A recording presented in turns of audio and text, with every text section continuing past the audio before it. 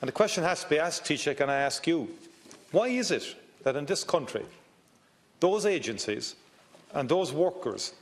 who look after people with disabilities and look after very sick people in our society, that they are penalised so blatantly by government through its pay policy and discriminated against so much? To me, it suggests a morally bankrupt position for government to adopt. Today in the Dáil, I raised with the Taoiseach the huge difficulties facing organisations who provide disability services to thousands of people across the country. These agencies, such as Enable Ireland, Rehab, Acquired Brain Injury, the Wheelchair Association, St Joseph's in Charleville, Ability West and many more, are in real financial crisis because government is not dealing honestly with them and government is not funding their services honestly.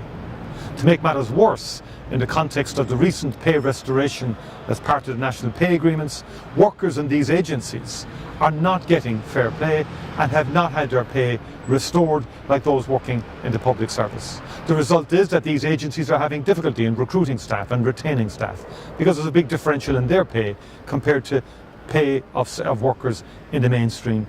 services. Why is it, I ask the question, that agencies and workers who provide services to people with disability and services to the sickest in our society are being denied basic pay equality, and why these agencies are being so shortchanged by government?